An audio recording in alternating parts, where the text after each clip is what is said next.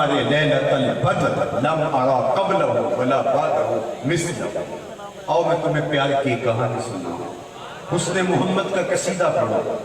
آج اگر وہ اپنے خوب سے باطن کا اظہار کر رہے ہیں تو میاں چکو کے اس کھلے میدان کے اندر ہزاروں لوگ جمع ہو کر کے حسن محمد کے قصیدے پڑھ رہے ہیں، حضور کے نام کے ترانے پڑھ رہے ہیں۔ ایک دن حضور سیر کرتے کرتے مدینہ المنورہ سے باہر کسی وادی میں تشریف لے گئے، کھلی چراگاہ تھی، وہاں اونٹ چر رہے تھے۔ ایک سرخ رنگ کا اونٹ حضور کو پسند آ گیا، اس کے بخت کے حضور کو پسند آ گیا۔ آقا کریم نے دیکھا کہ وہاں کچھ لوگ رکے ہیں تو ان کو کہا کہ یہ اونٹ بیچتے ہو؟ انہوں نے بیچنا تھا یا نہیں؟ حضور نے پوچھا تو جی بیچتے ہو۔ میرے شیخ نے کہا میں دل بیچا، میں جگر بیچا جے پیارا محمد آ جاوے، نہیں میں اپنا سارا گھر بیچا جے پیارا محمد آ جاوے۔ جی بیچتے ہیں، کتنے کا بیچتے ہو؟ اتنے کا سودا طے ہو گیا۔ فرمایا میں تاجرانہ غرض سے تو نہیں آیا تھا کہ قیمت ساتھ لے کے آیا ہوتا، مجھے تم اونٹ دے دو اور میں اپنے شہر جا کے اس کی قیمت بھیج دیتا ہوں۔ انہوں نے کہا میں منظور ہے۔ حضور نے اونٹ پکڑا اور رسول مدینہ چل دی۔ جب تک حضور دکھائی دیتے رہے وہ حضور کو دیکھتے رہے، جن ہو گئے تو دل پہ ہاتھ رکھ کے کھڑے ہو گئے۔ تھوڑی دیر سکتے سے باہر آئے تو ایک دوسرے سے کہنے لگے یار جس کو تم نے اونٹ ادھار دیا ہے اسے جانتے ہو؟ انہوں نے کہا کہ ہم تو نہیں جانتے۔ کسی کو نقد سودا آپ دیتے ہو تو اس کا پتہ پوچھنے کی ضرورت نہیں ہوتی، جانتے ہوتے ہو؟ یا درمیان میں کوئی ضامن ہوتا ہے یا کوئی چیز گروی میں رکھتا ہے؟ تو کہا یار ایک شخص آیا قیمتی اونٹ لے گیا، تم نے ضامن بھی نہیں، کوئی چیز بھی اس نے گروی نہیں رکھی، تم جانتے بھی نہیں ہو، یار کو پتہ ہی پوچھ لیتا۔ ایک بولا یار جب وہ باتیں کرتا تھا منہ سے پھول چڑھتے تھے، اذا کنور یخرج من بین ثنایا۔ دوسرا بولا یار جب وہ مسکراتا تھا سامنے والے پہاڑوں پہ عکس پڑتا تھا، اذا ضحکا یتلالأ فی الجدد۔ تیسرا بولا یار میں تو اس کے زلفوں کے پیچ و خم میں کھو کے رہ گیا۔ چوتھے نے کہا یار میں تو اس کی آنکھوں میں ڈوب گیا، کیا خوب سجن دیاں اکھیاں نے، کیا خوب سجن دیاں اکھیاں نے، جویں پر کے سلائیاں رکھیاں نے۔ تو اجے میرا یار نہیں ڈٹھا جنہوں ویکھ کے چل شرم آوے، ادھی راتی دن چڑھ جاوے جو رخ کو نقاب اٹھاوے، تے جے او نکلے سیر کرن سارا گلشن سیس نہ واوے، اتے دھرتی لف لف جاوے، جے ہاتھ پھلاں وچ رکھدا ہاتھ پھلاں تو ود جاوے، نین نشیلے مست رسیلے وچ سونا کجل سہاوے، اکھ اگڑے تے انج پیا جاپے جویں میں خانہ کھل جاوے، توبہ توبہ حسن سجن دا چال نہ چلی جاوے، بجلی ڈردی لشک نہ مارے مطا بے ادبی ہو جاوے، جے او کھولے پیچ زلف دے اتے راہی راہ کھل جاوے، علم خدا نے اینا دیتا عقلاں وچ نہ آوے، عقل خدا نے اینی دیتی علماں وچ نہ آوے، کی اعجاز نظر وچ او دی جو آوے وک جاوے، خلق عہدے نے مولی دنیا کوئی ورلائی جان بچاوے، آزم ایڈا سونا ماہی سن کدھرے نظر نہ۔ انہوں نے کہا جو بھی ہوا تم اس کے حسن میں کھو گئے، اور وہ اپنے حسن کا جادو جگا کے اپنے حسن کا جادو جگا کے تم سے قیمتی اونٹ ہتھیا کے لے گیا۔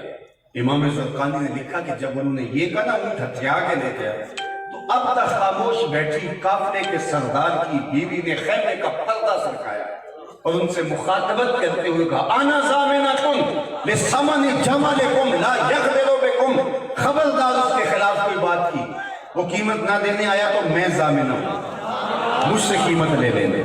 انہوں نے کہا اچھا تو اسے جانتی ہے؟ کہا واللہ میں بھی نہیں جانتی۔ تو کہا پھر ضمانت کاہے کی دے رہی؟ کہا جب تم سودا کر رہے تھے میں نے خیمے کی اور سے اس کا چہرہ دیکھا تھا، اور جس کا چہرہ اتنا سونا ہو وہ جھوٹ بول ہی نہیں سکتا ہے۔ چند لمحے گزرے تھے کہ حضور کے غلام آگے اور پوچھا اہل قافلہ کون ہے جن سے ہمارے آقا نے اونٹ خریدا؟ انہوں نے کہا جی ہم لوگ ہیں۔ کہا یہ کھجوریں آپ کی ضیافت کے لیے حضور نے بھیجی اور یہ رہی آپ کی قیمت۔ انہوں نے کہا قیمت بعد میں لیں گے، ہم تو خود بک گئے ہیں، ہمیں بتاؤ وہ پیادہ رہتا کہاں ہے؟ امام زرقانی کہتے ہیں اس وفد کا جو سربراہ تھا اس کا نام طارق تھا، اس کو وفد طارق کے نام سے جانا جاتا ہے۔ یہ سارا وفد جا کے مدینے پہنچ کے حضور کے قدموں میں بیٹھ گیا، تیری تک کے اداموں میں مرید ہو گئے۔ تو محبوب کو اللہ نے خوبصورتی ہی اتنی دی، جمال اتنا دیا، دیکھنے والے کہا کرتے ہیں اللہ اللہ۔ یاد آتا ہے خدا دیکھ کے صورت تیری. اللہ اکبر. صورت بھی سونی, میرے محبوب کی سیرت بھی سونی. میں کہتا ہوں کہ یہ ایک دن کا محفل میلاد کیا, ساری زندگی حضور کے نام پہ لگا دیں, حق کے شکر پھر بھی ادا کریں. ہمارے بدن پہ اللہ کی قسم اتنے بال نہیں ہیں جتنے رسول اللہ کے احسانات ہیں. ہمارا بال بال قرض رسالت میں جکڑا ہوا ہے. یہ فرانس کے گماشتوں نے سمجھا کیا تھا, ہماری جانیں حضور کے نام پہ قربان, ہماری نسلیں حضور کے نام پہ قربان, ہمارے بچے, ہمارے ماں باپ, ہمارے مال و متا حضور کے نام پہ قربان. سب کچھ قربان کرنے کے بعد بھی ہم کہتے ہیں حق تو یہ ہے کہ حق ادا نہ ہوا. ان کے اتنے احسان ہیں ہمارے وجود پر. اگر حضور تشریف نہ لاتے آج میں اور آپ کہاں کھڑے ہوتے؟ انسان تو بک رہا تھا منڈیوں میں. آج آپ منڈی مویشیوں میں جاتے ہیں تو آپ دیکھتے ہیں جانوروں کے منہ کھول کھول کے دیکھے جاتے ہیں, ان کے دانت سے عمر کا اندازہ کیا جا سکے. کمر پر تول کے دیکھی جاتی ہے. یہی انسانوں کی منڈیوں میں ہوتا تھا. کمر پہ سر پہ بوجھ لاد کر کے چلا کے دیکھا جاتا تھا کہ یہ کتنا بوجھ اٹھا سکتا ہے, اس کی کتنی قیمت ہے. یہ دنیا میں یوں انسان بکتا تھا, غلامی کی زنجیروں میں جکڑی ہوئی انسانیت. کس نے آ کے انسان کو آزادی دی؟ آپ نے علماء سے بارہا سنا نا, جب سویبا نے جا کے کہا کہ تیرے مرحوم بھائی کے گھر بیٹا ہوا ہے, تو اس نے کہا جا تو آزاد ہے. تو گویا صحنِ کائنات میں ابھی قدم آیا ہے, غلامی کی زنجیریں ٹوٹنے لگے. پھر اتنے طریقے دیے غلام آزاد کرنے کے. قسم توڑ بیٹھو غلام آزاد کرو, کفارہ اظہار میں غلام آزاد کرو, روزہ توڑ بیٹھو غلام آزاد کرو, کفارہ قتل میں غلام آزاد کرو. ویسے ترغیب دی. حضرت سیدنا صدیق اکبر نے کتنے غلام آزاد کیے. حضرت عثمان غنی ہر جمعے کو غلام آزاد کرتے تھے. حضرت عبد الرحمن بن عوف رضی اللہ تعالیٰ عنہ نے اپنی زندگی میں 30,000 غلام آزاد کیے. غلاموں کو آزادی ملنے لگی, اور آج دنیا کے اوپر غلامی کا رنگ نہیں ہے. اور غلام جب تک موجود رہے ان کا حق بتایا, جو خود کھاتے انہیں کھلاؤ, جو خود پہنتے انہیں پہناؤ. جبکہ غلام آقا کا جوتا دھوپ سے اٹھا کے چھاؤں میں رکھتا ہے. تاریخ عرب پڑھی, آقا اس پہ بھی کوڑے مارتا ہے کہ تیری خوی غلامی بدل رہی ہے, تو اوقات بھول رہا ہے, میرے اذن کے بغیر میرے جوتے کو تو نے چھوا کیوں. وہ غلام جو اتنی بھی حیثیت نہیں رکھتا. اقبال نے کہا تھا غلامی کیا ہے ذوق حسن و زیبائی سے معلوم, جسے زیبا کہیں آزاد بندے ہیں وہی زیبا. بھروسہ کر نہیں سکتے غلاموں کی بصیرت پر کہ دنیا میں فقط مردان حر کی آنکھ ہے بینا. غلام ہوتا کہ اس کی اوقات کیا ہوتی ہے. غلام آقا کا جوتا نہ چھو سکے. اور میرے حضور معراج سے واپس آتے ہیں اور بلال حبشی کو بلا کے کہا تو کون سا نیک عمل کرتا ہے, میں نے جنت میں تیرے قدموں کی آہٹ سنی. کیا خیال ہے اس ایک جملے نے دورے غلامی کی ساری تھکن اتار نہیں کی ہوگی, اور بلال فرش اٹھ کے فراز عرش تک نہیں پہنچ گیا ہوگا. غلام کی حیثیت دی اور غلام کو عزت کی مسند پہ بٹھا دیا. فتح مکہ کے دن تاریخ پڑھو, حضور کا ردیف کون تھا. جب حضور جا رہے تھے فتح مکہ تو حضور کے ساتھ ایک نوعمر لڑکا بیٹھا تھا جو خوشی سے اچھلنا چاہتا تھا. حضور روکتے تھے. وہ کسی انصاری سردار کا بیٹا تھا, جواب نفی میں ملتا ہے. حضور کا اپنا نواسا تھا, جواب نفی میں ملتا ہے. کسی مہاجر سردار کا بیٹا تھا, جواب نفی میں ملتا ہے. اس فتح مکہ کے اہم دن حضور کا ردیف کون تھا, کون حضور کے ساتھ سواری میں بیٹھا تھا, تو جواب ملے گا زید بن حارثہ رضی اللہ تعالیٰ عنہ کا بیٹا, حضور کا منہ بولا بیٹا اور آزاد کردہ غلام زید بن حارثہ کے بیٹے اسامہ بن زید تھے. میرے حضور نے فرمایا آج میں غلاموں کو عزت دینے آیا. ایک غلام کو یوں اپنے ساتھ بٹھایا اور دوسرے غلام کو کعبے کی چھت پہ چڑھا دیا. بلال حبشی کو کہا یہاں کھڑے ہو کے اذان پڑھو, سارے کرشی نیچے ہیں, حبشی اوپر ہے. اللہ اکبر. اقبال بولا تیری غلامی پہ صدقے ہزار آزادی. وہ عزت دی انسان کو. قرآن بتاتا ہے نا فذالک الذی یدعو الیتیم, یہ وہ بدبخت شخص ہے جو یتیم کو دھکے دیتا ہے. عملاً دھکے دیے جاتے تھے یتیم کو. میرے اور آپ کے آقا والا نے کیا کہا, انا وقافل الیتیم کہاتین یوم القیامہ, میں اور یتیم کی کفالت کرنے والا قیامت کے دن یوں نیڑے ہوں گے جتنا یہ 2 انگلیاں قریب ہیں. میں آپ سے پوچھتا ہوں سب سے اچھا گھر کون سا ہے, تو کوئی کہے گا جو علی نسب سوسائٹی میں واقع ہے وہ گھر اچھا ہے. کسی نے کہا شہر کے وسط میں جو گھر ہے, زندگی کی بنیادی سہولتیں جہاں قریب تر ہیں تو وہ گھر اچھا ہے. کسی نے کہا نہیں جناب دور دیہات میں کھلے کھیتوں کے درمیان لہلہاتے سبزوں میں گھر اچھا ہے, تازہ آب و ہوا ملتی ہے. کسی نے کہا نہیں جناب ساحل کنارے گھر اچھا ہے. کسی نے کہا کسی پہاڑ کے دامن میں گھر مل جائے, تو زندگی اپنی تمام توانائیوں کے ساتھ وہاں دیکھنے کو ملتی ہے، لیکن میرے حضور نے کہا سب سے اچھا گھر وہ ہے جس میں یتیم رہتا ہو اور اس کی عزت بھی ہوتی ہے، وہ چاہے 2 مرلے کا جھونپڑا ہو، وہ ککھوں کی کلی بھی ہو، وہ عزت والا گھر ہے، فرشتے بھی اس کو جھک جھک کے آسمان سے دیکھتے ہیں، وہاں سے نور اٹھتا ہے، کہاں یتیم کو دھکے دیے جا رہے ہیں اور کہاں یتیم کو عزت کی مسند پہ بٹھایا جا رہا ہے۔ حضور کی مجلس لگی تھی، ہجوم عاشقاں تھا، ایک صحابی نے کہا حضور میرا بیٹا گم ہو گیا، کئی دنوں سے مل نہیں رہا، آپ دعا کر دیجیے، قبل اس سے کہ ہاتھ اٹھتے اور اجابت کے سارے در کشادہ ہو جاتے۔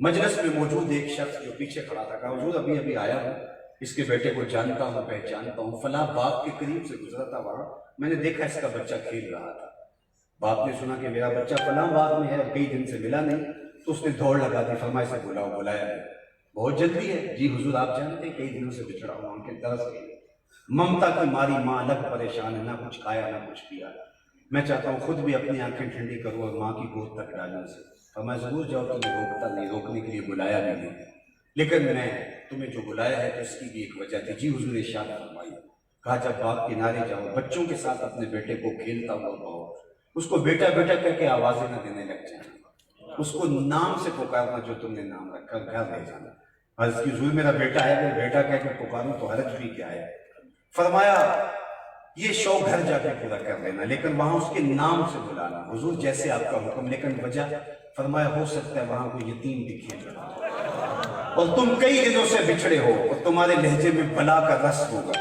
اور جب تم اپنے بیٹے کو بیٹا کہہ کر پکارو گے تمہارے لہجے سے شہد ٹپک رہا ہوگا اور اس کو اپنا باپ یاد آ جائے گا، اس لیے کہا یہ شوق گھر جا کے پورا کرنا، یہ میرے حضور کا دیا ہوا تھی، لاؤ تو صحیح یتیم کی نزاکت قلبیہ کا اتنا کوئی لحاظ رکھنا، لاؤ تو صحیح اتنا درد دل رکھنے والا، بیوہ کے سامنے اپنی بیوی سے ملاطفت کا اظہار کرنے سے روک دیا، اسے اپنا شوہر نہ یاد آ جائے، غریب کے سامنے اپنی دولت کی نمائش کرنے سے منع کر دیا، بلکہ فرمایا اپنی گوشت کی خوشبو سے غریب ہمسائے کو تکلیف نہ ہو، یا تو پانی زیادہ ڈال لو، شوربے کے ایک پیالی ہمسایوں کے گھر بھی بھیج دو، اور اگر ایسا نہیں کر سکتے تو ایسے زاویے میں کھانا پکاؤ کہ اس کی خوشبو غریب کے بچوں تک نہ پہنچ پائے، بچے بچے ہیں ضد کر بیٹھے اور غریب ماں باپ ضد پوری نہ کر سکے تو ان بلکتے بچوں کے آنسو کون پوچھے گا، وہ کیا کسی نے کہا تھا نا دوپہر کو سلا دیتی ہے بچوں کو وہ اس ڈر سے گلی میں پھر کھلونے بیچنے والا نہ آ جائے، یہ میرے حضور کا دیا ہوا دین ہے،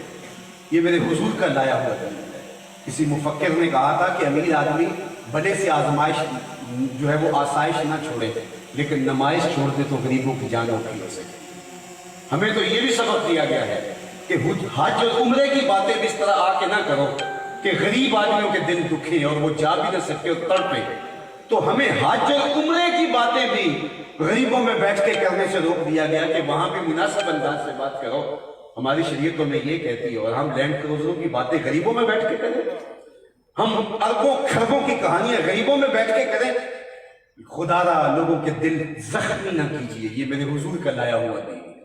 ہمارے دیہاتوں میں ایک رسم ہے رسم بکھالا، جب ہم بیٹی کی شادی کرتے ہیں تو چارپائیوں پہ جہیز بکھیر کے خاتون کو کہتے ہیں جاؤ جا کے محلے کی عورتوں کو بتاؤ کہ ہماری بیٹی کا جہیز دیا تو اپنی بیٹی کو ہے، لوگوں کو دکھاتے پھرتے صرف داد وصول کرنے کے لیے، لوگ کہیں گے واہ سیٹھ صاحب نے، ملک صاحب نے، خان صاحب نے، چودھری صاحب نے کمال کر دی، تم نے بھی داد لے لی، لوگوں نے بھی دے دی، چوپالوں بیٹھکوں میں تبصرے دے دیے، لیکن تم نے نہ سوچا کہ تمہاری بیٹی کا جہیز دیکھنے کے لیے اس بوڑھے مزدور کی بیٹی بھی آئی جو بڑھاپے کی وجہ سے روز اڈے سے واپس خالی آ جاتا ہے، اس کو بوڑھا سمجھ کے کوئی قبول نہیں کر رہا، وہ مزدور دینے والے لوگوں کی طرف لپک لپک کے جاتا مجھے 10-20 روپے کم دے دینا، لیکن اسے کوئی قبول نہیں کرتا، روٹی والا ڈبہ لٹکا کے جب وہ خالی دوپہر کے وقت روز گھر پلٹتا ہے تو وہ جانتا اس کے قدم کتنے بوجھل ہوتے ہیں، اور جن کی امیدیں ٹوٹ رہی ہیں، جن کا رشتہ کوئی مانگنے نہیں آتا اس غریب کا، وہ بیٹیاں گھر کی دہلیز میں بوڑھی ہو رہی ہیں جہیز نہ ہونے کی وجہ سے، تمہاری بیٹی کا جہیز دیکھنے کے لیے اس مزدور کی بیٹی بھی گئی، تم نے تو داد پالی لیکن جو زخم ان کے کلیجے پہ لگی اس کا مداوع کس کے پاس ہے؟ تارا ٹوٹتا سب نے دیکھا، یہ نہ دیکھا ایک نے بھی، کس کی آنکھ سے آنسو ٹپکا، کس کا سہارا چھوٹ گیا، تو کہا یتیم کے سامنے اپنے بچے کے ساتھ بھی آپ اس انداز سے پیش نہ آئیں کہ اس کو اپنا باپ یاد آ جائے، یہ میرے حضور کا دیا ہوا دین ہے۔ ظالموں، جس محبوب نے اس قدر پیار بانٹا، انسانیت کو انسانیت کا سبق دیا، یتیموں، لاچاروں، بیواؤں، دکھیوں کو اٹھا کر کے عزت کی مسندوں پہ بٹھایا۔ کیا اس محبوب کا حق یہ تھا کہ خاکے تراشے جاتے؟ تمہارے ہاتھ ٹوٹ جائیں، تمہاری زندگیاں خاشاک ہو جائیں، تمہاری بربادی اور تباہی ہو، ابو لہب کی طرح تمہارے ہاتھ ٹوٹ جائیں، میرے محمد کا نام کل بھی اونچا تھا، میرے مصطفیٰ کا نام آج بھی۔ ان کے ذکر کے غلغلے کبھی بھی مدھم نہیں ہوں گے، رہے گا یوں ہی ان کا چرچا رہے گا، پڑے خاک ہو جائیں جل جانے والے۔ اس وقت امت کو یگانگت کی ضرورت ہے، اتحاد کی ضرورت ہے۔ امت کھڑی ہو پوری قوت کے ساتھ، شرق سے لے کر غرب تک، آفاق کے گوشے کے اندر حضور کے نام کا پرچم اٹھائے اور حضور کی محبت کا پیغام لے کر کے نکلے۔ اقبال نے کہا تھا مسلمان کو مسلمان کر دیا طوفان مغرب نے۔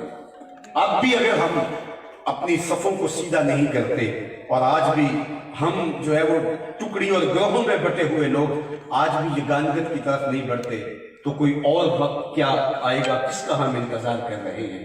اٹھیے کہ حشر دوبارہ نہیں ہوگا۔ آئیے اپنی زندگیوں کو مرتب کیجئے، منظم کیجئے، امت بننے کی کوشش کیجئے، اپنے عمل میں نکھار پیدا کیجئے۔ میرے استاد فرمایا کرتے تھے یہ نہ ہو کہ لوگ تمہیں پوچھیں تم کون ہوتے ہو اور تمہیں بتانا پڑے جناب ہم مسلمان ہوتے ہیں، یہ دیکھو مذہب کے خانے میں اسلام لکھا ہے۔ آپ فرمایا کرتے تھے صاحب نہ کسی کو پوچھنا پڑے نہ تمہیں بتانا پڑے، تمہاری وضاحت، طرز زندگی، انداز معاشرت ایسی ہونی چاہیے تم دور سے چلے آ رہے ہو، لوگ کہیں وہ دیکھو مصطفیٰ کا غلام آ رہا۔ اپنے رویے اتنے خوبصورت کریں، اپنا طرز زندگی اتنا اچھا بنائیں۔ حضور سے پوچھا گیا مسلمان بزدل ہو سکتا ہے، گانے بہادر ہوتا ہے، لیکن ہو سکتا ہے کبھی اس سے بزدلی بھی ہو جائے، بشری تقاضے بھی تو ہیں۔ پھر پوچھا گیا کہ مومن بخیل ہو سکتا ہے، گانے سخی ہوتا ہے، لیکن ہو سکتا ہے کبھی بخل بھی کر جائے۔ تیسری بات میرے حضور سے پوچھی گئی مومن جھوٹا ہو سکتا ہے، میں جھوٹا نہیں ہو سکتا، یہ طے شدہ بات ہے، میرے واقعہ ہے، مومن ہو جھوٹا ہو یہ نہیں ہو سکتا۔ میں اپنے اندر اتر کر کے دیکھوں میں کھڑا کہاں ہوں، میں حضور کا نام تو لیتا ہوں، کیا حضور کا پیغام بھی میری روح میں اترا ہوا ہے؟ کیا حضور علیہ السلام نے جو ہمیں نظام زندگی دیا وہ بھی ہمارے من میں ہے؟ یار محبوب کا حکم ہو وہ تو حکم ہے، اس کے لیے تو جانے بھی کر قربان۔ عاشق تو محبوب کی منشا کو پا لیتے ہیں، محبوب چاہتے کیا ہے؟ مدینے کی گلی سے حضور گزرے تو ایک ایسا مکان بن رہا تھا جس طرز کے مکان کی تعمیر حضور پسند نہیں کرتے تھے۔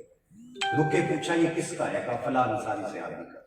حضور گزر کے کچھ نہیں کہا تو کسی نے اس کو بتایا حضور گزرے تھے تیرا مکان دیکھا تھا، چہرے پہ آثار پسندیدگی نہیں آئے۔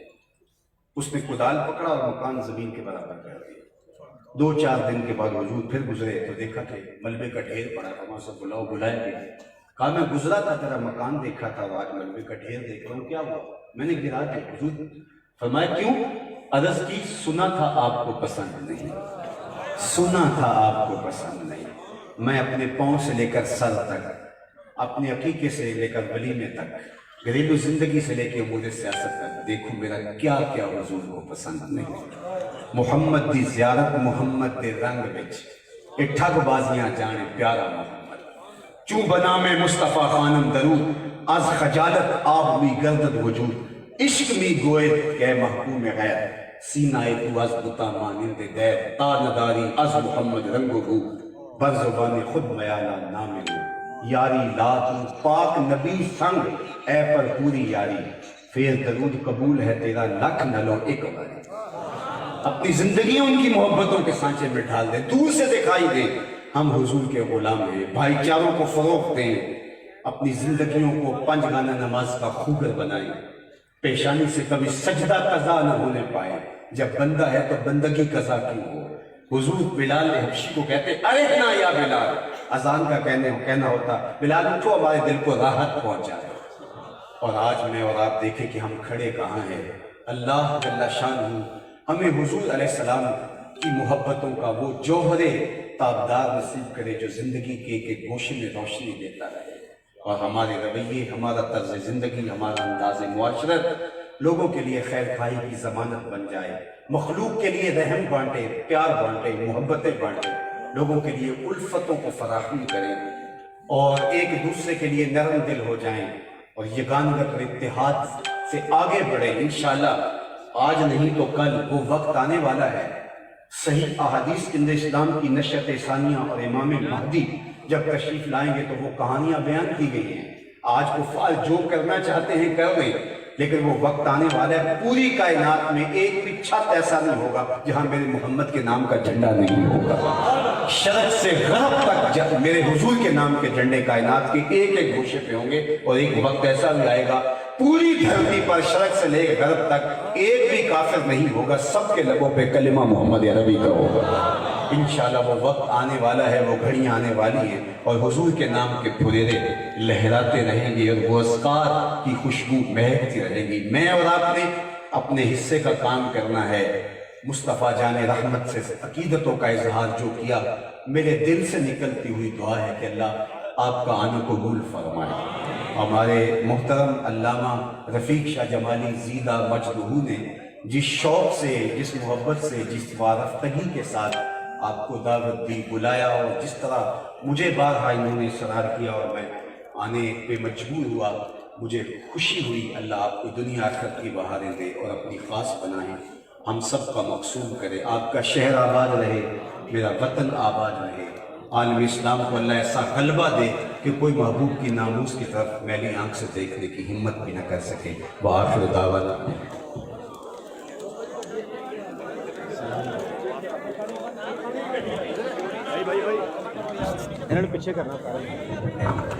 مصطفیٰ جان رحمت پہ لاکھوں سلام، شمع بز میں ہدایت پہ لاکھوں سلام، جس سہانی گھڑی چمکا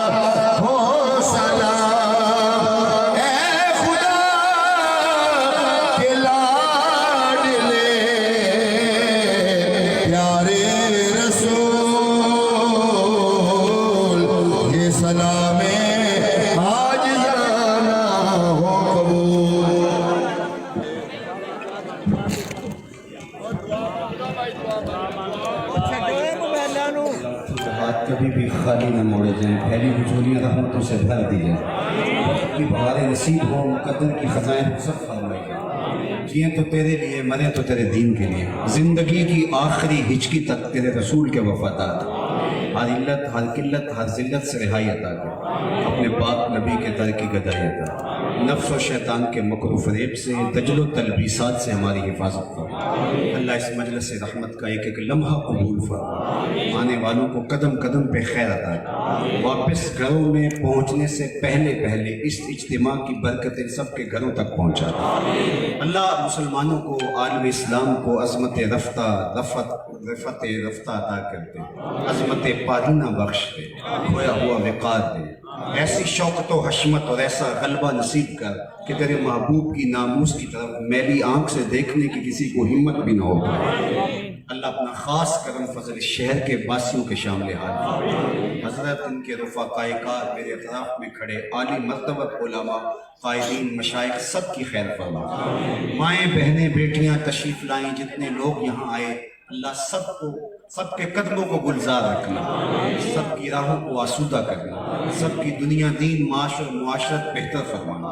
صلی اللہ تعالی علیہ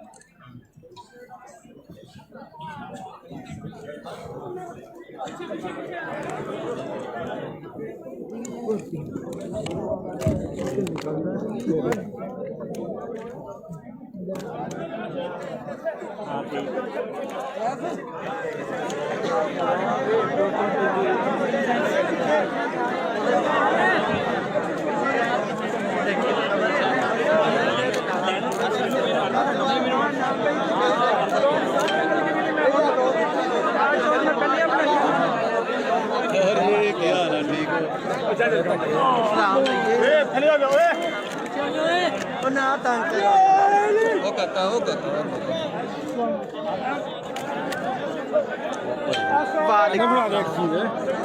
نہیں اینو نہ لائیو چل رہا